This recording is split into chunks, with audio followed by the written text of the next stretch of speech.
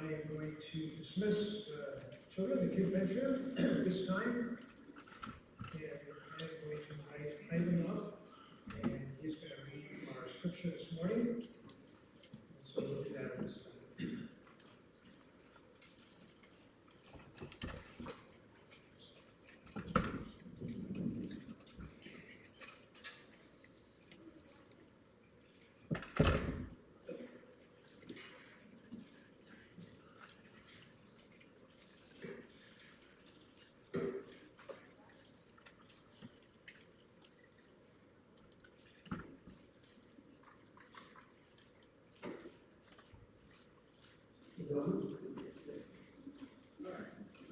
Please turn with me, please, to John 1:19. We'll go to verse 4. And this is the testimony of John when the Jews sent priests and Levites from Jerusalem to ask him, "Who are you?" He confessed and did not deny, but confessed, "I am not Christ." And they asked him, "What then? Are you Elijah?" He said, "I am not." "Are you a prophet?" And he answered, "No." So they said to him, "Who are you? We need to give an answer to those who sent us. What do you say about yourself?" He said, "I am the voice of one crying out in the wilderness, 'Make straight the way of the Lord,' as the prophet Isaiah said." Now they have been sent from the Pharisees. They asked him, "Then why are you baptizing if you are neither the Christ nor Elijah nor the prophet?" John answered them, "I baptize with water, but among you stands one you do not know, even he who comes after me, the strap of whose sandal I am not worthy to untie." These things took place in Bethany across the Jordan, where John was baptizing. The next day he saw Jesus coming toward him, and said, "Behold, the Lamb of God, who takes away the sin of the world. This is he whom I said, 'After me comes a man who ranks before me, because he was before me.' I myself did not know him, but for this purpose I came baptizing with water, that he might be revealed to Israel." And John bore witness, "I saw the Spirit descend from heaven like a dove, and it remained on him. I myself did not know him, but he who sent me to baptize with water said to me, 'He on whom you see the Spirit descend and remain, this is he who baptizes with the Holy Spirit.' And I have seen and have borne witness that this is the Son of God."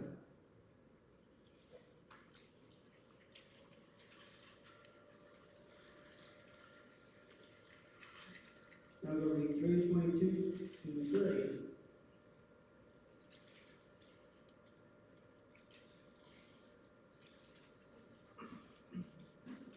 After this, Jesus and his disciples went into the Judean countryside, and he remained there with them and was baptizing.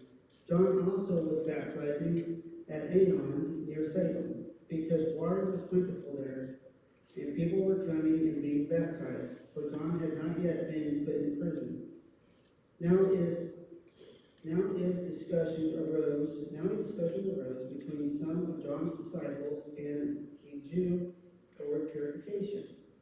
And they came to John and said to him, "Rabbi, he who was with you across the Jordan, to whom you bore witness, look, he is baptizing, and all are going to him." John answered, "A person cannot receive even one thing unless it is given him from heaven. You yourselves bear me witness that I said, 'I am not the Christ, but I have been sent before him.' The one who has the bride is the bridegroom. The friend of the bridegroom, who stands and hears him, rejoices greatly at the bridegroom's voice. Therefore this joy of mine is now complete. He must increase, but I must decrease."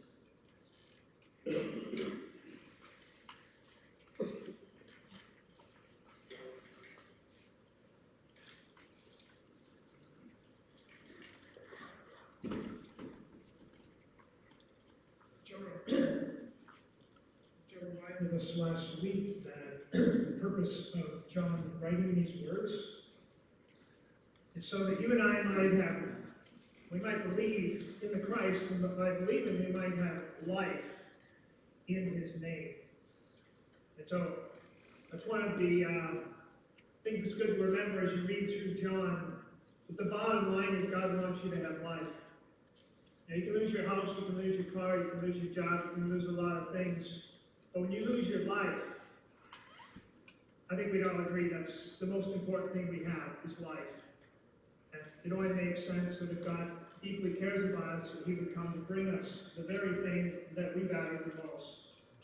And that is life.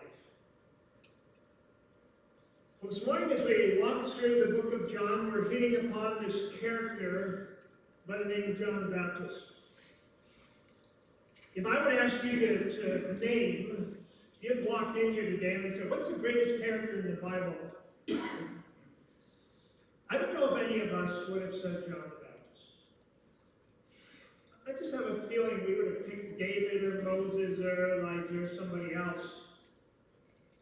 And yet, as you can see this morning, Jesus, when he saw John the Baptist, said, this is the greatest man ever born of a woman. That's quite a statement. So why was that? We're going to look at that this morning. If we have time, we can read through all four of the Gospels because they all talk about John. And if we put all that data together, there are a number of things that we come up with. Let me just kind of give us a summary of just a few of those. This guy was born to Elizabeth. She's a woman who couldn't have children. Her husband was Zechariah. And God said, you know what? You're going to bear a great man. His name's going to be John. And so Elizabeth became pregnant 6 months before Mary became pregnant with Jesus. And so they were 6 months apart. John was 6 months older than Jesus. John was Jesus' cousin. And so they were related. It also appears, we don't know for sure, but it seems like John had probably taken a Nazarite vow, which was kind of those that were really serious about God and pursuing God. They would take this vow. And there were three things they couldn't do. They couldn't drink wine, they couldn't cut their hair, and they couldn't be around dead bodies or corpses. They had to keep distant. There were reasons for those. They didn't drink wine because they were saying, I'm going to step back from a life of ease and pleasure. So they didn't touch wine.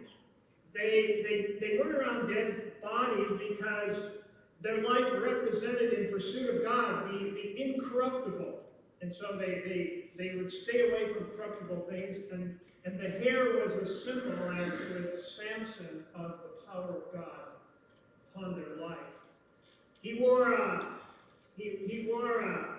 outer garment of camel hair with a leather belt. He ate locusts and honey. He didn't shave. He didn't cut his hair. And if you'd have seen this guy walking down the street, you might have thought he was on his way to the homeless shelter in downtown.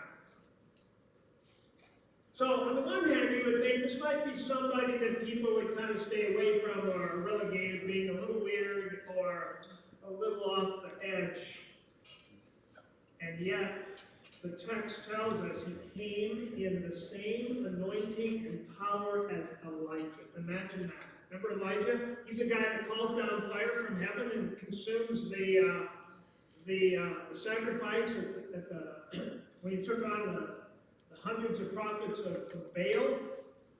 Elijah did some pretty amazing things. So here's this guy, and it says he has an anointing on his life. He may look weird, but there's this power that exudes from his life. And it says that everyone was coming to him. This is huge. I mean, there were thousands of people, and it says all the people. Now, probably we know it wasn't everyone. We know the Pharisees weren't coming to John. But by and large, this was a movement of people that John was attracting. And we see that his purpose was to go out and announce that people needed to prepare their hearts for a person who was about to come. And they were John went saying, his purpose was to make straight the path. What that means is, it means get the obstacles out of the way. Get the obstacles out of your life that would interfere with what this one who is coming wanted to do. So baptism was a sign of the repentance and the preparation of people's hearts, and John was baptizing people continually in that day. He also wasn't afraid to confront, and so he confronted Herod. Herod had taken his brother's wife, whose name was Herodias. And John had spoken out about it, and Herodias hated John the Baptist. His words were convicting, they were condemning, and she hated him. And so we see that shortly after John was in prison, Herod had this banquet. He'd been drinking a little too much. Herodias' daughter comes out and dances, and he says, you know what? Come here, young lady, you know what? I will give you whatever you ask, up to half of my kingdom. Now imagine that. What would you ask for? Yeah, half the kingdom. That's not what she asked for, because she talked to Herodias. You know what she asked for? She asked for the head of John the Baptist on a platter. That shows you how much Herodias hated John the Baptist. That she would encourage her daughter not to ask for 1,000 things, but to ask for the head of John the Baptist on a platter. And within an hour, it was there. Just like that, John's life ended. His ministry ended. He fulfilled the role in the redemptive story that God had called him to fill. Amazing, amazing man. And so what was so great about John? What was the miracle John did? Who did he raise from the dead? Who did he heal? What blind eyes did he open? Do you know of any? I can't read of any, quote, miraculous things that John did. And yet Jesus said, this is the greatest man who has ever been born of woman. I think there's something we can learn from that. And so we're going to break this down, and we look at some quality in John's life that I believe earned him this reputation in the eyes of God. There's really 3 scenes here, and we're just going to take a moment and look at each one of them. First, there's 19 to 28. So the Pharisees sent out priests and Levites and said, you guys need to go find out who this guy is, because there's a lot of people coming to him. And so they came to him, they said, so who are you? And they were inferring that maybe he was the Messiah. There was a real power on this guy, a real anointing on his life. So they said, who are you? And John says, well, I'm not the Christ. Okay, they checked that one off. Are you Elijah? No, I'm not Elijah. So they checked that one off. So are you the prophet that was foretold? No, I'm not the prophet. So who in the world are you then? And if you're not the Christ, and you're not Elijah, and you're not the prophet, then what are you doing going around and baptizing people? Like, who are you to do that if you're not somebody important? And this was his response. I'll tell you who I am. I am a voice. That's all I am. I'm just a voice crying in the wilderness, make straight. Get the obstacles out of your life, because someone is coming. I am just a voice. In fact, in those days, the servants, when the master came into the house, his feet were dirty, they're walking in dusty streets, they would get down and they would untie the sandals. That's what servants did, because they were lower than the rest of the class of people. John said, I'm not even worthy to do that. I'm not even worthy to untie. I'm not even worthy to be a servant of this one. I am just a voice. Well, the next day, they're out again, it says in verse 29, and this time, John is out, and Jesus comes, and this is what he says. He said, behold, the Lamb of God that takes away the sin of the world. And I mean, we've heard that phrase, but I'm sure the people were going, what did he just say? This guy's the Lamb of God. The Lamb of God. The Lamb of God. What does he mean, the Lamb of God? Because they knew what the Lamb of God did. They thought back to the Passover when all these lambs were slain so that Israel could be set free and the judgment of God wouldn't fall. And then there was Abraham. Remember, he was taking his son, and his son goes, Dad, where's the lamb? Abraham said, well, I don't know. He will provide. God will provide. And we get to that point in the story where we're looking at, we're going, oh my goodness. Is this going to be a human sacrifice? And God stops it and provides a ram, right? There's no record anywhere of human sacrifice throughout the history of Israel. That's something God wouldn't ask people to do. Or they probably thought the whole sacrificial system, where thousands of lambs were killed every year in the sacrificial system in order to atone for man's sins. And so we see here, they were expecting a Messiah. They weren't expecting a lamb. Their subtitle, they expected John to say, behold, the conqueror of Rome has come, or behold, the one who rides victorious has come, but to say, behold, the Lamb of God that takes away the sin of the world. That just left them scratching their heads going, who is he? What is he here to do? And then John says something remarkable in verse 30. This is what he says. This is he of whom I said, after me comes a man who ranks before me because he was before me. Now wait a minute, John. No, you were born before Jesus. Remember, you were 6 months older. John said, no, this one was before me, and he ranks above me. And John saw something that no one else saw. That this was no ordinary man. That this was one of which he spoke simply as a voice. This was one who ranks above him. That this is the Son of God. And then the last one, John 3. A few days later, they're out, and John's baptizing, and his rabbis or his followers come to him and they say, John, everybody's going to Jesus.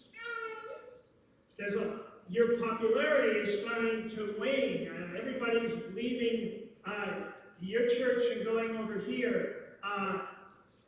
John is his body. John says, let me tell you something. He said, it's like at a wedding. You might be the best man, but guess what? People aren't looking for the best man. When the bridegroom walks in for the bride and comes down that aisle, he becomes the focus of everybody's attention.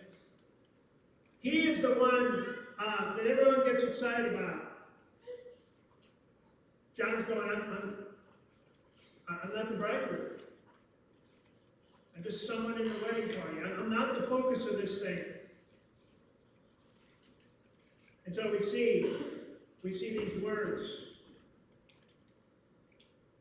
He must increase, I must decrease. He must increase, I must decrease. So we have a statement from each one of these encounters. First of all, I'm just a voice.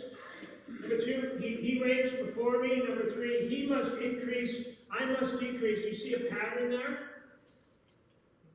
Do you see the quality in John's life that caused Jesus to say, this is a great man. I'll tell you why I think John was such a great man in the eyes of God. Not because he did all these miracles. Again, we have no record of any of that. It's simply this, that he understood who Jesus was. And he understood that it's all about Jesus. It's all about Jesus.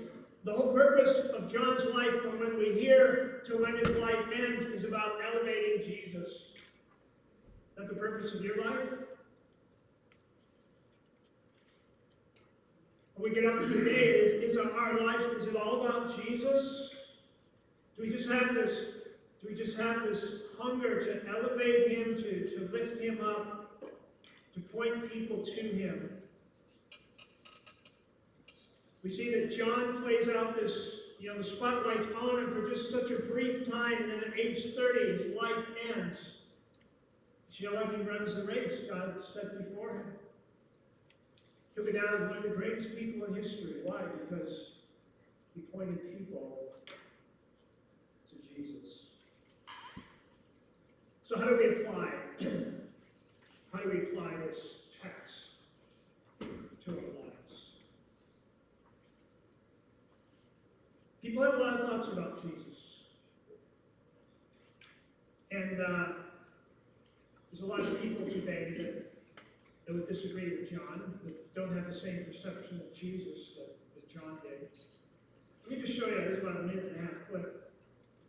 This is probably a classic interview out on the street.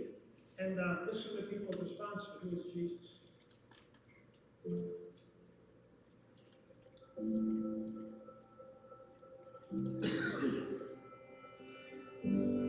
Historical figure?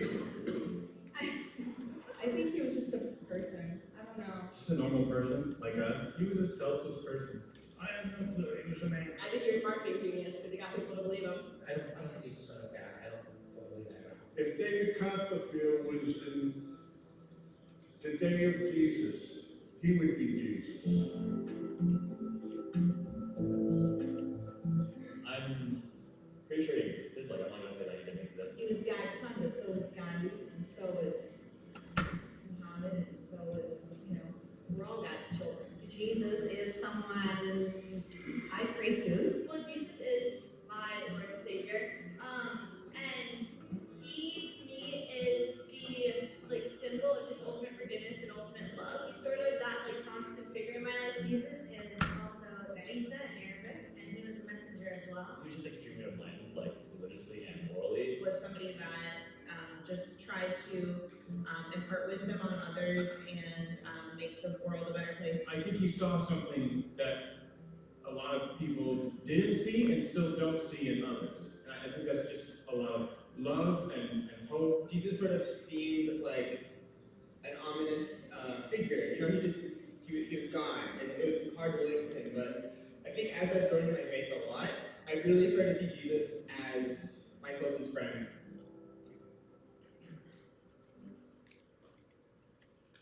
Okay, one of the most common perceptions of Jesus is that he's a good man, even a great man, a great teacher, a guy who showed us a very good way to live, a man with a lot of wisdom.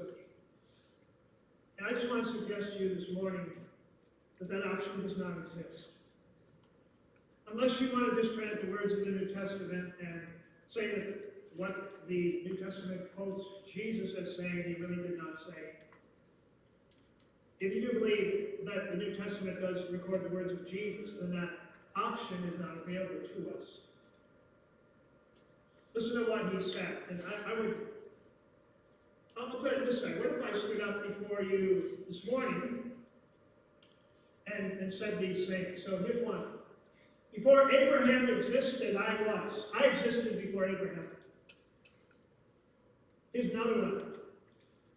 If you've seen me, you've seen God. Here's another one. I am the way, I am the truth, I am the life. No one comes to the Father except through me. There's one more. I have the authority on earth to forgive your sins. So if I stood up here this morning and said those things, what would you think? There's three options, probably.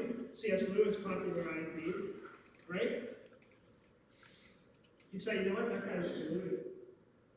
Or he's kind of crazy. He thinks he existed in eternity. He thinks that he's the only way to God. He thinks he is God. He thinks that he can forgive sins.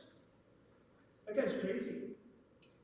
He needs some help. Or you would say, and I think even worse, that guy's lying. He's trying to delude. He's trying to deceive people. He's trying to manipulate people to get something for himself, to get popularity, whatever it was. Or the only other option is that, and I'll refer this to Jesus because obviously it sounds ridiculous for any human being to say this. He was who he said he was. He was before Abraham. He is the only way to the Father. He was actually God in the flesh. And so if those things are true, then Jesus is exclusive. He's totally exclusive. There is no one else that claims any of those things. Gandhi doesn't claim that. Muhammad doesn't claim that. None of the other world religious leaders claim that. None of them claim that you would kill him and 3 days later he would rise from the dead.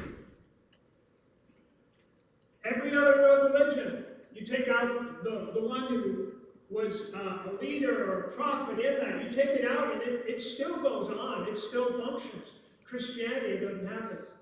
You take Christ out, the resurrected Christ, who Christ is, and Christianity does no longer exist. It's an interesting title. Not behold Jesus the teacher, behold Jesus the healer. It says, no, behold Jesus the Lamb of God. Why does John use that title? Because that is the unique thing about Jesus. Think with me for a minute. The Bible in Genesis says that you and I are created in the image of God. That means there are things that we understand. There's a likeness to God. And I'll tell you two of the things which I think we understand because we're created in the image of God. Number one is that God is a God of justice. I think everybody in this room, if I ask the question, if someone commits a crime, do you think that justice should be served? I would dare say everybody in this room would raise their hand and say, you know what? If a crime's committed, there should be justice. Where do we get that? We get that, I believe, because we're created in the image of God. God is absolutely just. I also think that we have a sense that if there is a God out there who is good, then not only is he just, but he's also merciful. To think of a God who shows no mercy, because we have something within us, because we're in his image, that will extend mercy to other people. We understand. So God is perfectly just. He's perfectly merciful. And it's in the person of Christ. It's in the coming of Christ. And his coming to earth, living that perfect life and dying on that cross, that the full justice of God is served and demonstrated. And the full mercy of God is demonstrated. And nobody else does that. Nobody else even claims to do that. Jesus Christ is exclusive. He is totally exclusive. Faith will never save you. Faith will never save anyone. If there was a rope here that could hold 100 pounds, and I had all kinds of faith, that if I grabbed onto that rope, it would hold me. You know what? When I grab onto that rope, I'm going down. Because it's not about my faith, it's about the rope. If there's a rope over here that can hold 500 pounds, and I'm like scared to death, I don't know if it's going to hold me, but I grab onto that rope, you know what? Even with a little faith, I'll be saved. Why? Because it's the rope, it's not the faith. You can have sincere faith in something, but if the object of the faith cannot save you, it's meaningless. Only Jesus saves. And John understood who Jesus was. His life was all about Jesus. I know being exclusive is very unpopular today. It's all about inclusiveness. You're a hero if you're inclusive. But when it comes to Jesus, there's no one that compares to it. There is no other name under heaven by which you must be saved. And John understood that. He realized that. He lived that. It was the focus of his life. And so this morning, as we talk about how do we apply this text to our lives, I think it's to live for the glory of Jesus. I think it's for life to be about Jesus. I think we need to set aside some of these other things that separate us, but we need to understand that we don't compromise in Jesus. It's not Jesus plus, no, it's Jesus alone. The exclusivity of who Jesus was. There's only one God in the flesh. It wasn't Gandhi, it wasn't Muhammad, it was Jesus. And so we live for his glory, and we live to lift up his name. Once you watch, I'm going to show one more little video here, and then when that's done, we're going to come up and we're just going to spend about 10 minutes just worshiping Jesus. And so just watch these, I think you'll enjoy these three men who talk about the exclusivity of Jesus.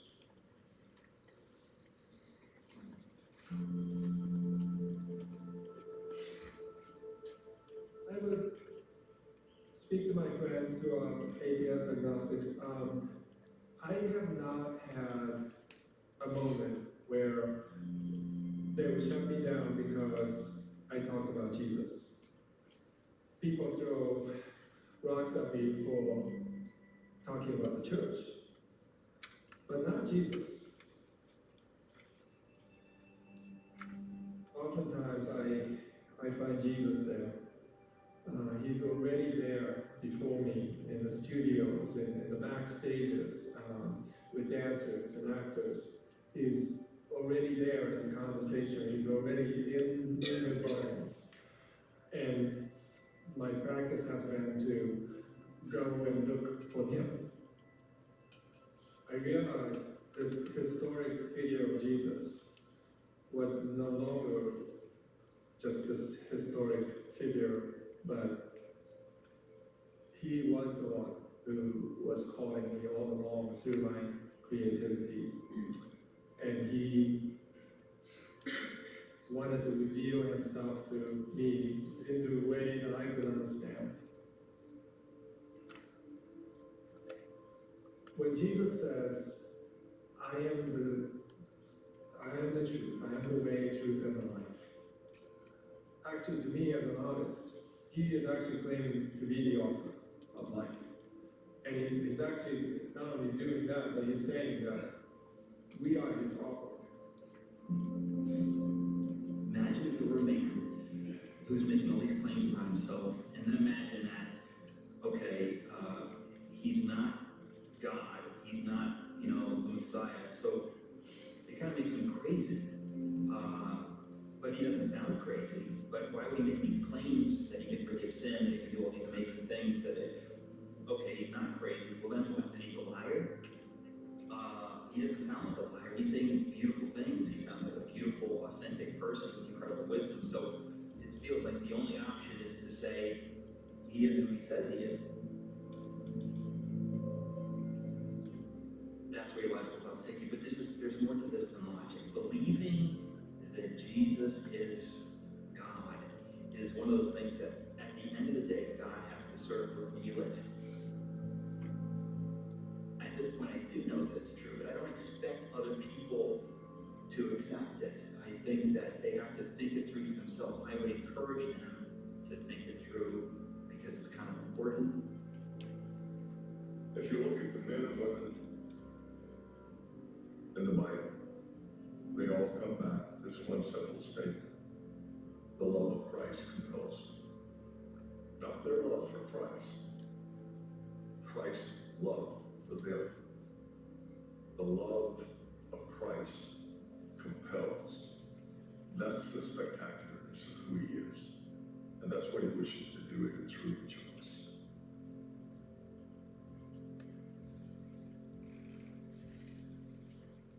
Let's pray. Father, we thank you this morning for Jesus. We thank you for the full expression of your love for us.